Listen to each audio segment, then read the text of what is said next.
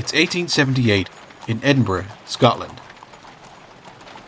The manager of the Irish Tweed House Company of Belfast, John Macready McAleary, is making his way around the densely populated streets.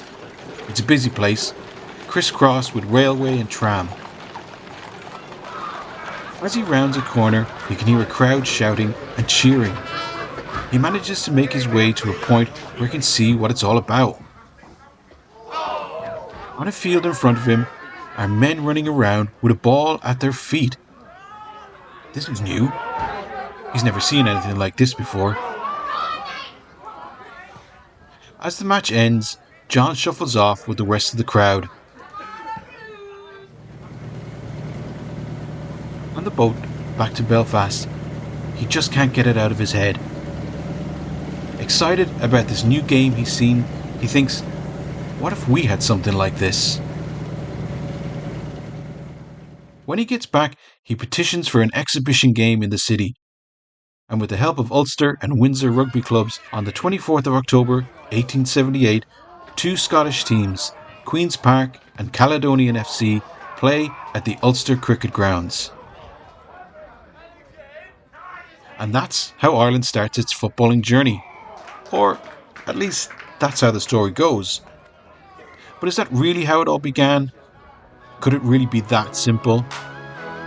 Well, let's find out.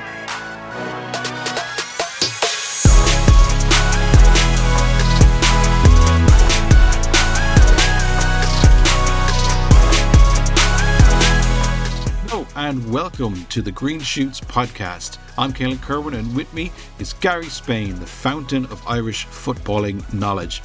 Green Shoots is a brand new weekly podcast dedicated to the history and stories that make up Irish football. From how it all started, players, famous teams, both national and international, we'll bring the history of our game to you.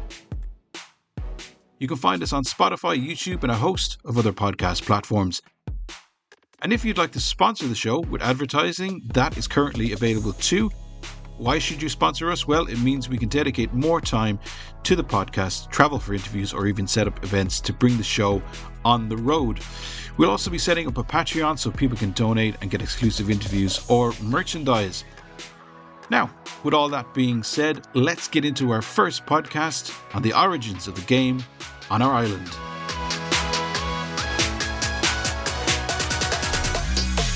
So Gary, we had that little kind of story at the start of our show.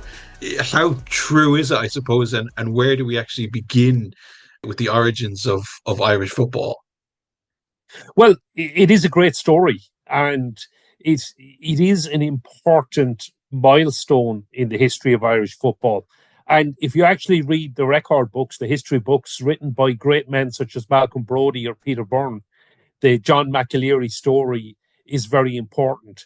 But unfortunately, like many great stories, there are some facts that actually contradict the legend. So the legend, as you said, is that John McAleary, on his honeymoon in Scotland, saw a game of football and thought it would be a great idea. And he brought it back, arranged this challenge game, which certainly was very significant between Queen's Park and Caledonian. And he also went on to found Cliftonville FC and the heavily involved in founding the Irish Football Association in 1880. Now, there's a couple of issues with that. The first issue is John McAleary didn't get married until 1879, so the exhibition match was already held.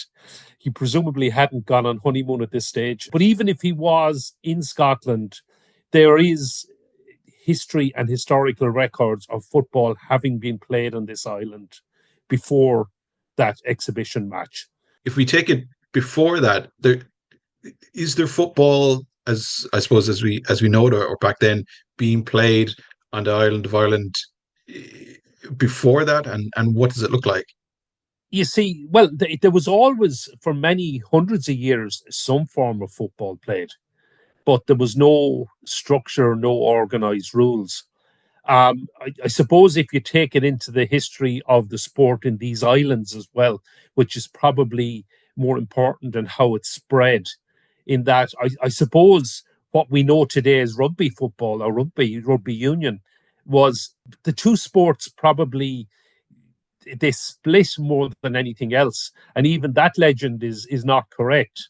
I mean, the legend is that I think it's 1823, in rugby school in England, William Webb Ellis became the first man to run with a ball in his hands. Now, that's not even true. The Rugby World Cup is called after him, but that's actually historically incorrect. And that wasn't allowed in rugby school for many years afterwards. And they reckon the first man in rugby to run with a ball in his hand was a guy called Jem Mackey, who was expelled in disgrace. And so they gave the legend to William Webb Ellis. So it should be the Jem Mackey Cup. That Look at this. anyway. We're busting all the myths here. Well, I mean, that's actually not my research. That's actually been well researched and probably ignored. But from a football point of view, there were some clubs in England, and in 1863, the Football Association was founded, and they came up with what are the laws of the game. And the first international match was England-Scotland in 1872. There was the first FA Cup. And there was a bit of a schism between football and rugby at the time. And so if you're talking about something like association rules, you're talking about football. So football thrived in England and Scotland. It was mainly in England in the public schools. It was very much a middle-class game until, let's say, a lot of the clubs in the north introduced professionalism, brought players down from Scotland, etc. There were actually different rules in Scotland as well, but we can come on to that at more at a later stage. But from organised football on this island, there's some things we can't really confirm. I mean, there's a Coleraine football historian, Grant Cameron, who insists that there was games played by Scottish soldiers in Coleraine in the 1860s. Cliftonville Football Club, founded in 1879 by John McAleary, is generally considered to be the oldest football club on this island. Now, that is disputed. Limavady still claim there was a club called Alexander, and there certainly was an Alexander Cricket Club in 1876. And they insist that they had the first football club. And is it the and again, not getting into so much into the argument, but is it a sign of the time though that there is football going on, not just in kind of, we'll say, concentrated areas like up in the north, Belfast, or in the east in Dublin and stuff like that. There's an all Ireland encompassing thing here where there's football being played. It might not be the football that kind of generally sets itself along the same rules as each other, but they're playing a game of football across the island. Yeah, definitely. And so that's where those disputes come from. It's those, oh, we started this time, we started here, and it kind of dots around.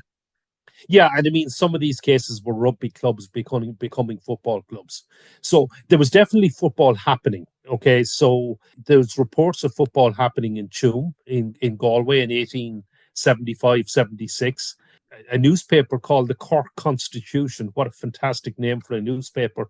But on the 28th of November, in 28th of November 1877, the Cork Constitution reported on a football match played under association rules in Mallow, County Cork, between Pens of Mallow and Lismore of Waterford. And the game ended in a scoreless draw. Now, there's reports there was meant to be a rematch, but it never made the newspapers. There almost certainly were other football matches happening at this time all around the country. There was reports of games up in Westmeath, in Kings County. In fact, there's a strong argument that Sligo Football Club were actually founded before Cliftonville in 1879. They appear to have been playing games in 1879, 1880, and 1881, and have a much stronger argument than Alexander or Limavady to being the first football club on this island. But that seems to have, so that means actually there was a Sligo rugby club that probably switched to football around that period. But really, football grew organically. Now, that's not to take away from the importance of that game in 1878, because that was a big deal. That was a major game. Two Scottish sides were brought over.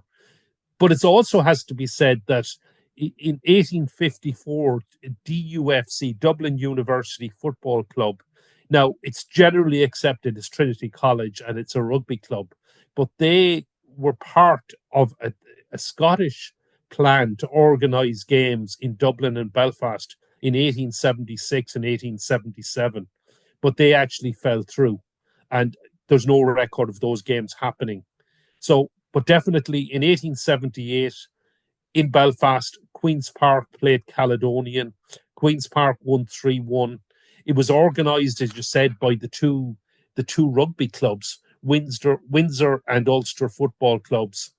The admission money, gentlemen paid 6D to get in, ladies were free.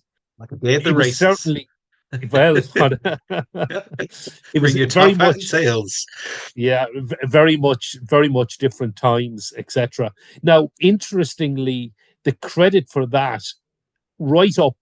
So Malcolm Brodie, who I mentioned earlier, he's generally accepted as the foremost historian going back on football north of the border. He he passed away there a few years ago, but he had been at every Northern Ireland game going back to 1946. He published many books and history on the subject. Interestingly, in 1963, when he references that game, he gives the credit to the Windsor and Ulster football clubs. But in the centenary history of Cliftonville in 1979, they make a big deal about John McAleary's involvement and the whole honeymoon story, etc., comes in. And in Malcolm's centenary history of the IFA a year later, he does go with the John McAleary story. And I think that's where it gets picked up. But as I said, there's been a lot of research done, particularly by a historian in Belfast by the name of Martin Moore, who published a paper on this and has actually proven historical facts. But notwithstanding that, that game was hugely significant. It introduced football. There were games to follow. Games, I mean, I think Cliftonville went and played Ayr United or Ayr from Scotland. There was a game against a team called Lensleys, who are from Dumbarton. Again, a huge Scottish influence on the game. Is that influence purely geographical, as in it's literally a short boat ride to Scotland, and the two just bounce off each other? I think so from a Belfast perspective, because there's Scottish rules that were actually available in Belfast in 1875. That's been documented and in contemporary newspapers. Whereas the association rules, which would be the Football Association, because of course the English FA, or the FA as they're known, are the original. So they never used the title England. They were just the football, and they are to this day the Football Association. Whereas everybody else is the Football Association of Ireland, the Irish Football Association, the Scottish Football Association, the Football Association of Wales, etc., etc. Everybody else has got their national name in their title apart from the FA. So if you look at the games south of what is now the border, which of course didn't exist in those days, there's talk of association rules. And there is, again, records of association rules being available in Dublin back in those days. And I actually don't know, I haven't really gone down the rabbit hole of the differences between the rules. But at the time, the games were played under the rules of the home association. So if Scotland played England in Glasgow, it was played under Scottish rules. And if they played in London or south of the border, it was under the FA, the Football Association rules. Oh wow, that's interesting. And where does we see this kind of dotting around the country, around the island, from around about what, 1860, 1870-ish? When does it become a little bit more, I suppose, streamlined and a bit more definitive that we can see kind of clubs and teams coming together?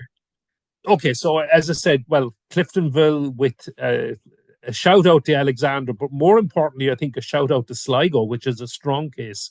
But Cliftonville are generally accepted as being the oldest club in this island. They were founded in 1879.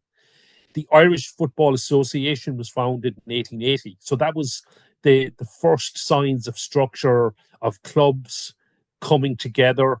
the first Irish Cup final was held in 1881. Another important club actually is Myola Park from Castledawson in County Derry. So they took the name of the estate of Lord Spencer Chichester, who provided land for them, and they actually won the first Irish Cup in 1881. So that was a knockout competition, the first proper structured football on this island. The first FA Cup had happened 9 years earlier in 1872. So the Irish Cup continued from there, and a number of other clubs were formed. I mean, there were clubs like Ulster, who we mentioned were involved in the exhibition. They were a key club in the early days. They won the Irish Cup. And another thing that happened was there was a lot of games kind of cross channel. So if you take a team like Ulster, they went over. Actually, they played at Anfield before Liverpool did. They played at Anfield before Liverpool even existed. Wow. Because the story with Anfield is it was actually Everton's home ground. And Ulster went over and played a couple of games at Anfield. They played Everton. They played a team called Stanley. And Liverpool wasn't founded until 1892, when Everton decided they were moving from Anfield, and they needed the owner needed a football club to play there, so he founded. So Liverpool got Everton seconds, was it? Well, it's and so as I said, Ulster played at Anfield long before Liverpool even existed, and actually Cliftonville, Liverpool's first season of existence, one of their opponents were Cliftonville, who travelled over to play them in their very first season. So strong links going back there as well. So as I said, there was the first international then was played in 1882, when England defeated Ireland by 13 goals to nil at Knock in East Belfast. So it remains a record win and a record defeat. I was just about to say, I think that's still our worst defeat, isn't it? Yeah, thankfully. So. and who's playing this game? Is it the, I suppose you call them the British establishment, or is there a mix? Is it ordinary people, Joe Soaps, getting together, playing their own football teams? I suppose the upper class, is it lower class? Who's playing this game right now at these times? So in England, it had become kind of a middle class. So initially, the likes of Cliftonville and Myola Park would have been seen as middle class teams. I mean, Cliftonville were a gentleman amateur club right up until the late 1960s. But if you take clubs that were formed like Distillery, and Distillery are still going to this day, they were workers, so ordinary manual labourers who were playing on a Saturday. So there was a few other clubs like that. So it was a bit of a mixture. And what you also had were army teams. So it was a team like the Gordon Highlanders, who were based, so they were a Scottish Army regiment based here. And they actually won the Irish Cup as well. So you had a mixture between the gentlemen amateurs, the workers, the working man, and the army. And I suppose all three were involved. And I will go on to talk about, there's a photograph from 1908 I can talk about later on, which draws in a few of those as well. But back in the 1880s, it was that kind of a mix of a team. Myola Park, as I said, beat Cliftonville in the first Irish Cup final. I think it was Distillery beat them in the second one, if I remember rightly. So Myola Park, as I said, defeated Cliftonville in the first Irish Cup final, and it was Queen's Island actually won the second one.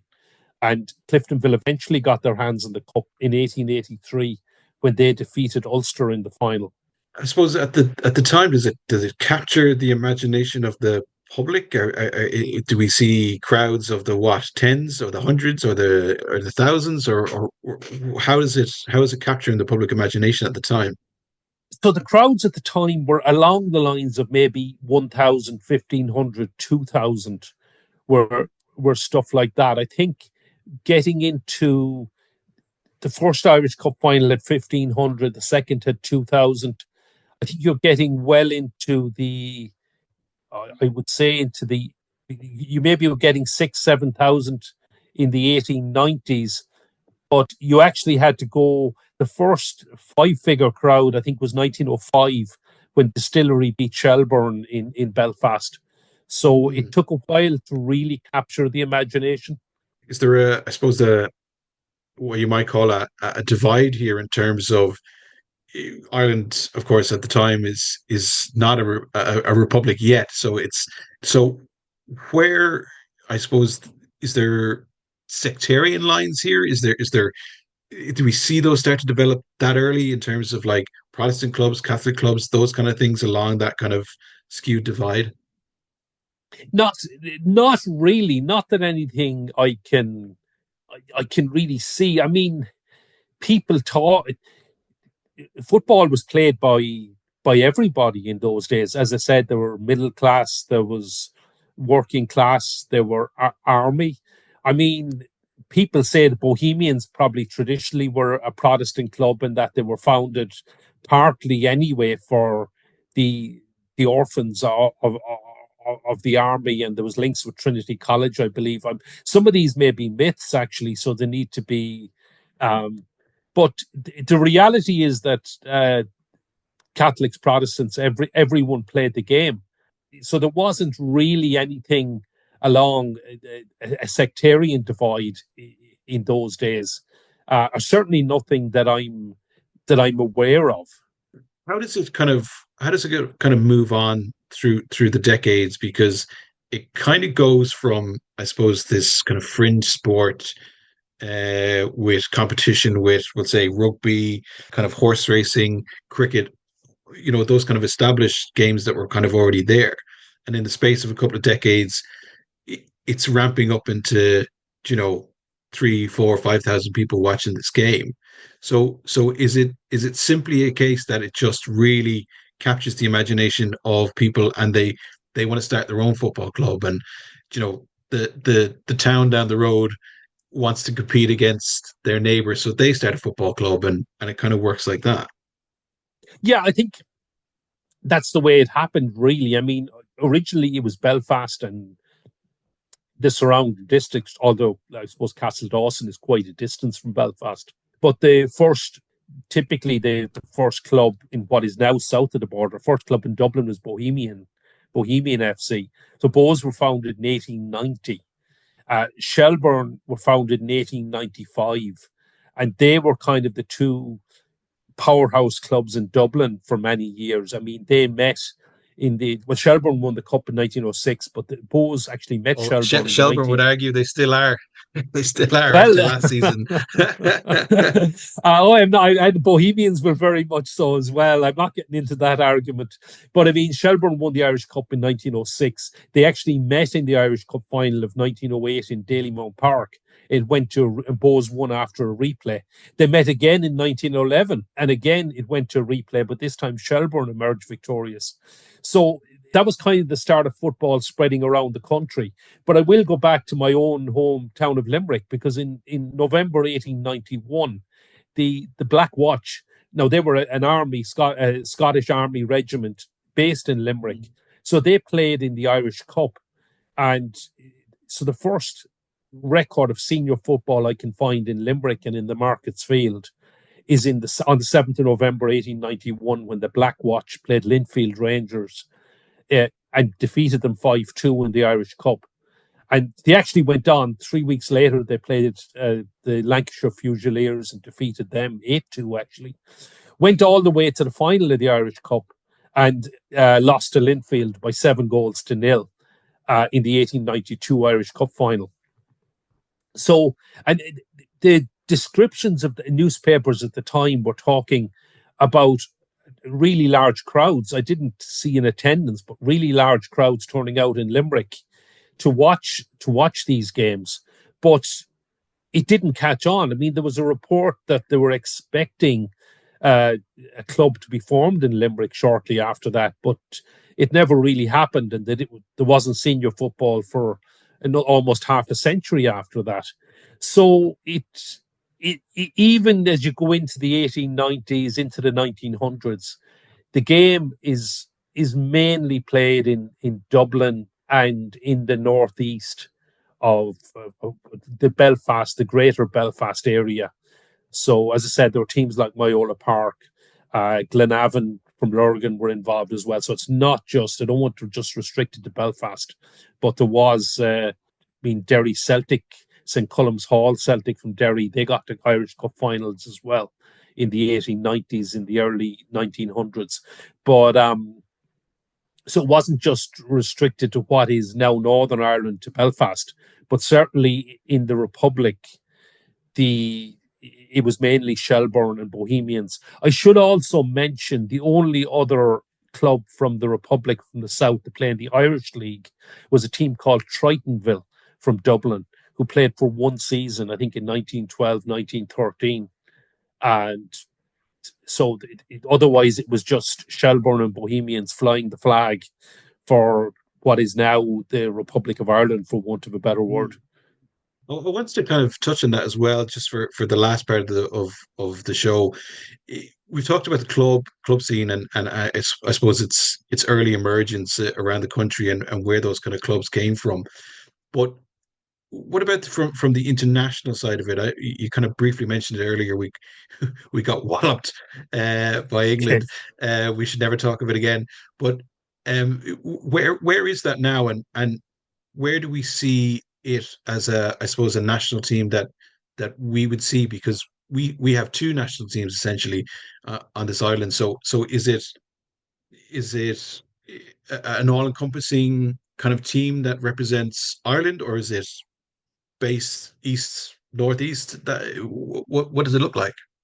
Well, I mean, so I think it'll be another complete episode of its own. We can talk about the split between the IFA and the FAI. But so the Irish Football Association was founded in 1880, and it's still in existence. It's the governing body of football in Northern Ireland. So, as I said, they played the first game in 1882, an unfortunate defeat to England. The home championship started in 1884 between England, Ireland, Scotland, and Wales, the first international tournament of its kind, the oldest. It ran for 100 years. It finished in 1984. And if you ask anyone in Northern Ireland, they'll remind you that they are the reigning British champions, because they won the tournament in 1984, and 41 they win years it every on. year by default. Well,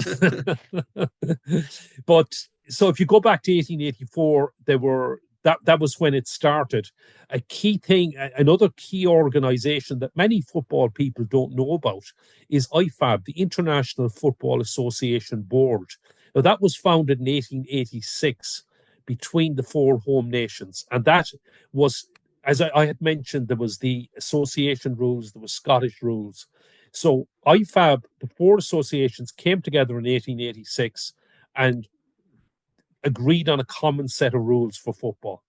Now, to this day, IFAB is still in existence, but it's not just the four associations. FIFA also has 4 seats in IFAB, and FIFA has the casting vote. But there is still a huge influence among the home associations with the laws of the game. And indeed, between the 4 associations, there is always a vice president of FIFA appointed, which is a huge amount of power and influence, which the IFA, for example, has, which we don't have in the FAI. Another important thing that came out at that stage from the international, from IFAB, was one of the things that came from the laws of the game was the penalty kick. And it was invented by a guy called William McCrum, who was a goalkeeper for a club called Milford Everton, who I believe they're certainly going up until recently. Milford is a small place in County Armagh. But William McCrum invented the penalty kick, and the IFA brought it to IFAB, and it was agreed in 1890, 1891 that the penalty kick came into the laws of the game. But going back to the national team, it's still in the IFA records, and now I suppose they're classed as Northern Ireland results, but it was an all Ireland team. Those games, up until 1900, the home games were always played in Belfast across a variety of venues. The first game was played in Knock. Cliftonville Solitude was used. The Ulster Cricket Ground was used. There was a few other venues used. Windsor Park was later bought. But in 1900, on St. Patrick's Day, the first ever international in Dublin was played, when Ireland played England at Lansdowne Road. And England won 2-0 that day. And for the next 13 years, Dublin actually got quite a few games. So Scotland came to Dublin on a few occasions. England came back in 1912. The last IFA home international in Dublin was 1913 against Scotland. So is this, And I suppose, from a modern point of view, is this like a almost like a Six Nations tournament? You played home one year, and then you played away next, and it kind of went a bit vice versa, that kind of way. yeah, exactly. So you played everyone once. So it was a four-team tournament, and the winners were crowned by whoever got 2 points for a win, one for a draw, and whoever got the. So the Northern Ireland or Ireland shared it in the early parts of the 20th century, but there have only been three outright wins for the IFA for Ireland or Northern Ireland. I mentioned 1984. Northern Ireland also won it in the centenary year of 1980. But back in 1914 was a hugely significant win when Ireland became British champions. Uh, with quite a few Southerners as they are now on the team. Obviously, it was before any 1916 rising, any split of the associations, any independence for the Irish Free State as it became. But in 1914, Ireland defeated Wales. And on Valentine's Day 1914, a game known as the St. Valentine's Day Massacre, they went to Middlesbrough to Ayresome Park and defeated England by 3 goals to nil. And that was a hugely significant victory. A year earlier, actually, captained by Val Harris of Shelbourne, Ireland had defeated England for the first time in Belfast. But the year later, to go and win at Ayresome Park, and a draw with Scotland was enough to secure the home championship of 1914, and Ireland were outright champions. And It's just like a, it's just largely, I just want to say, is this like a confirmation of all the stuff that had gone on? I suppose that the work that had gone on behind the background with Irish football in terms of did the other associations take Irish football seriously? Like, did they just see it as this kind of like outlier out there? We don't really have to take them seriously. They're not really that good. So, whatever. And they were kind of like on the fringes. They were in the tournament, not really taken seriously though, until they began to do this. yeah, I mean, traditionally, England and Scotland were the powerhouses of the tournament. I mean, Wales and Ireland were, I suppose you could say, not taken seriously, but they didn't get too many wins. I mean, Ireland's first goal came against Wales, but they still lost 7-1.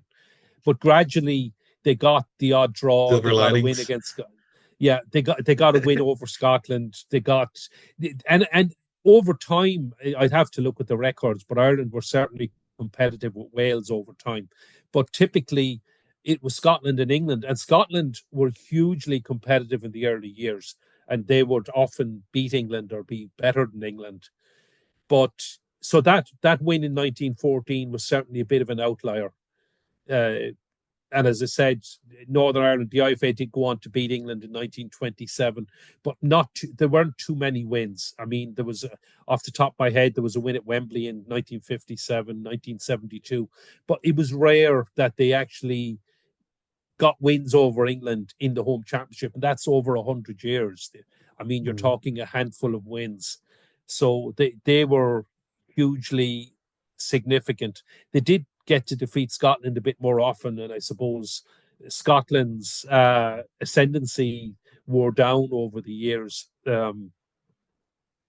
But definitely, I mean, to win the home championship wasn't such a big deal for England and Scotland as it would have been for Ireland and Wales, particularly back in the early days. Gary, you mentioned earlier about the photograph, which we'll put up on socials and as well. But eh, talk to us a little bit about what that photo is, and I suppose the significance of it as well. Well, it's a photograph of a 1908 Ireland team that played England at Solitude.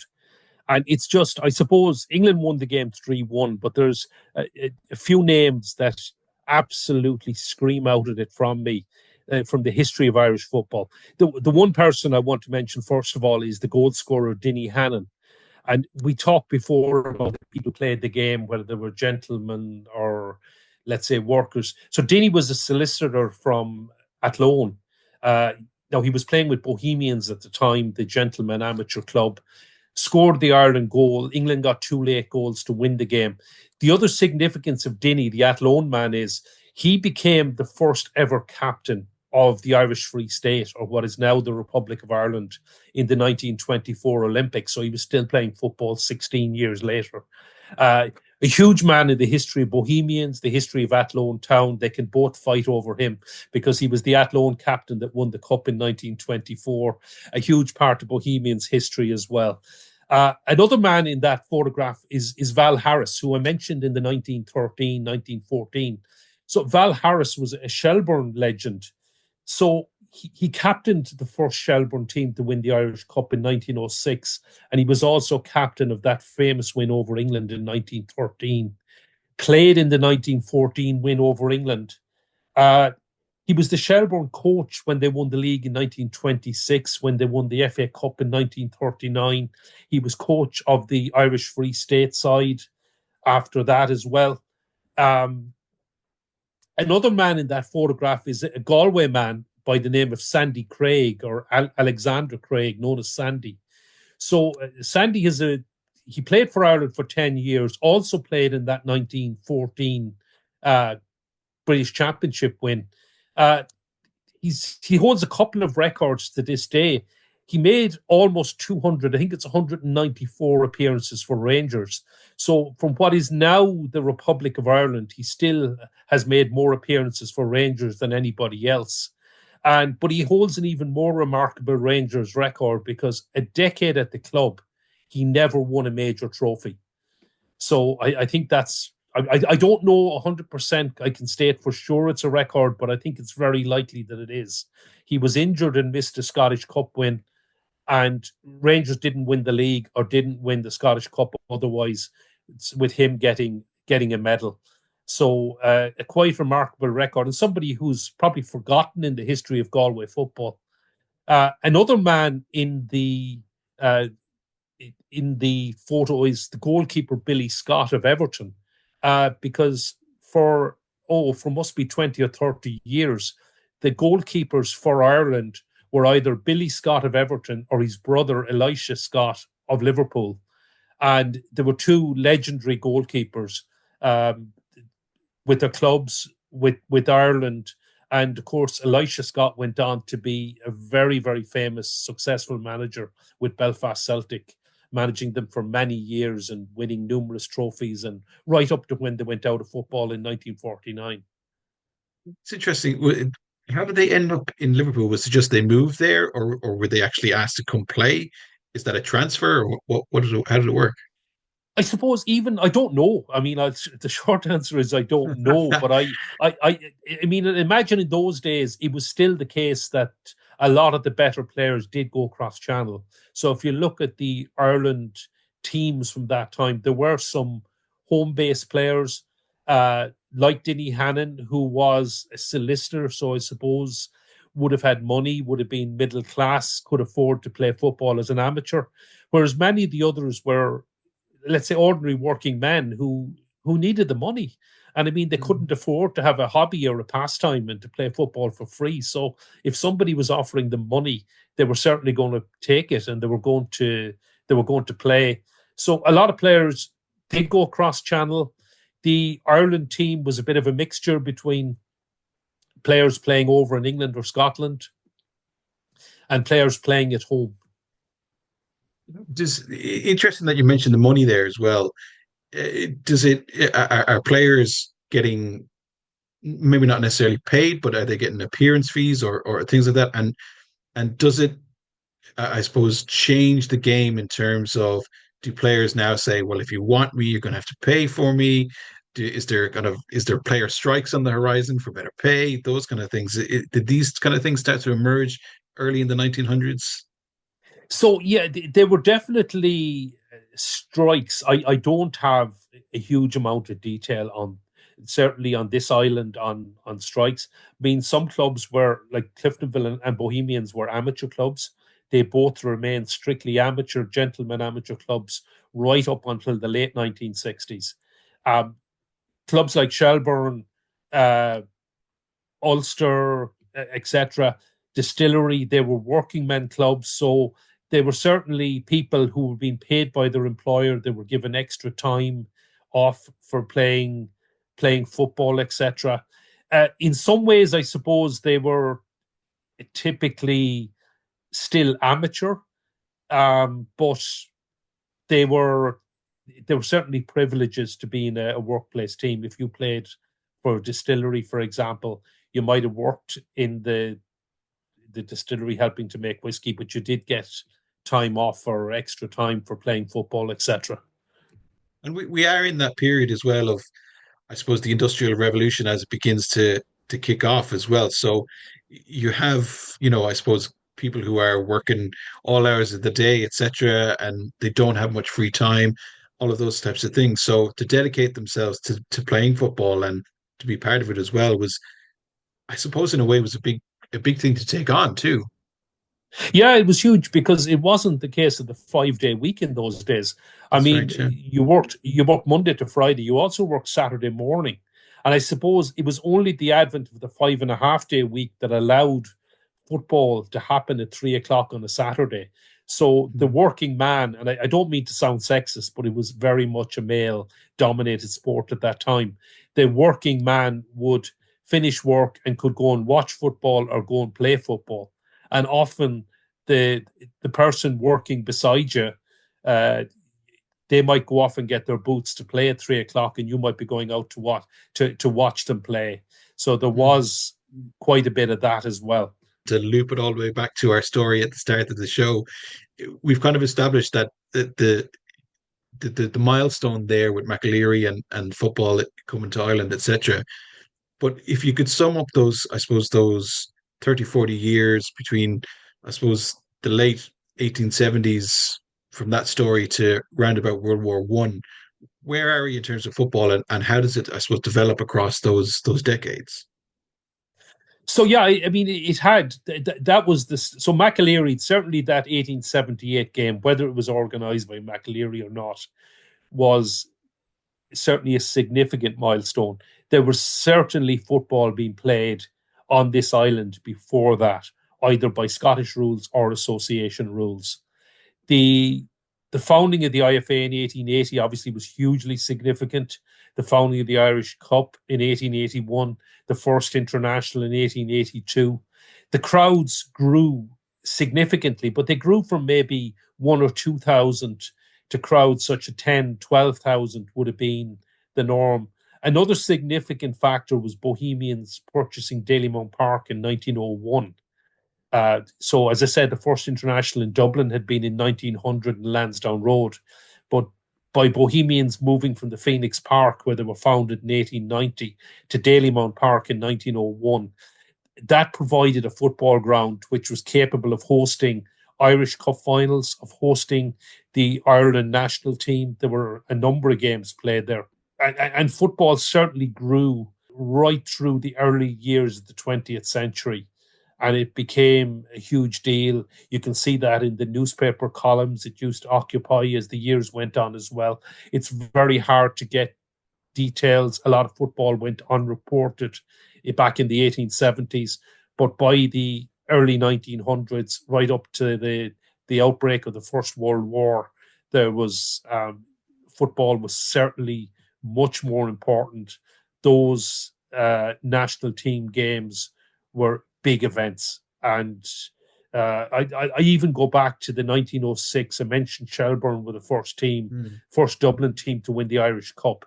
The newspaper reports about Ringsend and Sandymount of tar barrels being lit, of mad, wild celebrations that went on uh, for so long. It was a huge. Shelbourne winning the cup in 1906 was a huge deal. And some of these get airbrushed. I mean, a lot of the history of football on this island, and let's say what is now the Republic of Ireland, before 1921 gets airbrushed out of history. But I mean, Bohemians winning the cup in 1908, Shelbourne won 3 Irish Cups. Well, they won two on the pitch and one by default. Uh, None of the clubs actually won the league. Shelbourne were runners up one year. But there's a huge deal. There was huge history here. There were a lot of football internationals played in Dublin, which are generally, I suppose, forgotten about or written out of the history books. Mm. But it's the foundational period, though, isn't it? I mean, this is where it all begins and where it begins to grow and where it begins to grow in terms of the kind of football that we even see now, which is football embedded right slap bang in the middle of communities in housing estates. A lot of stadiums now, even in the League of Ireland, slap bang in the middle of housing estates. So very much community based football that begins in that earlier period. Absolutely. It's very much the people's game. I mean, it was the game of I suppose I said it was the game of everyone, but it was very much the game of the working man. I mean, rugby had probably been established earlier. The IRFU was founded in 1875, but rugby very, very much was a middle class, upper class game. And even to this day, with the exception of Limerick, it is still strongly a middle class, upper class game. Whereas football became the game of the working man. It was very much in the cities. You had Bohemians on the north side in Phibsborough and the Phoenix Park. They were the north side team. You had Shelburne in Irishtown, Ringsend, Sandymount. I know they were the team of the south side. I know they're in Talca Park today, but they're very much, their roots are in Ringsend and in the south side of Dublin. They were teams that were followed in the community. They mattered. They were local teams. And those two clubs are still hugely influential in football to this day. As you said, Shelburne are our current champions. Yeah, and don't forget as well the I suppose the company the company teams too, in terms you mentioned distillery and so on, and I know ones came later too. So these weren't just football clubs. They were football clubs where you went to work with the fans, you went to work with the players, and those kind of things too, as well. So very much the building blocks of a footballing community. I know in our next episode we're gonna take it from around about that World War One period, which I suppose during that World War One period you could probably take a few stories to make up its own episode as well, just to give us I suppose a brief insight into what people might kind of see coming next. What do we see next coming in the next, I suppose, 5-10 years of Irish football from that period on? Well, I suppose the next big thing, and we go on to talk about, would have to be the split. There wasn't that much football happened during World War One. The International schism. football was stopped. The schism, the split, whatever you want to call it. And the good thing about it is the actual history is not in dispute. So we can talk about what happened and how the association split, but there is no dispute between the historians north of the border or south of the border on what actually happened. It's generally agreed. It's generally accepted as fact. So, and I suppose we'll very much focus from there on south of the border and the FAI. But in 1921, the Leinster Football Association, as it was then, broke away from the Irish Football Association. And that's a huge story. It's a podcast all on its own. And indeed, it actually happened prior to the partition of this island. So the Leinster Football Association, which is often forgotten as well, broke away from the Irish Football Association before the war, before the War of Independence had concluded and before Michael Collins had signed the treaty, etc. So there's a football history that actually happened in conjunction with a very, very turbulent time in the history of this island as well. Absolutely, yeah, and we'll cover that in the next episode. Really interesting time, revolution off the pitch and on it as well. Gary, thanks very much for joining us. Great, thanks.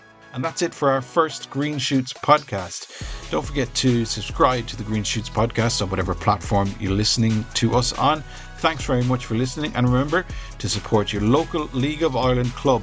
It's our heritage, it's our game. Until next time.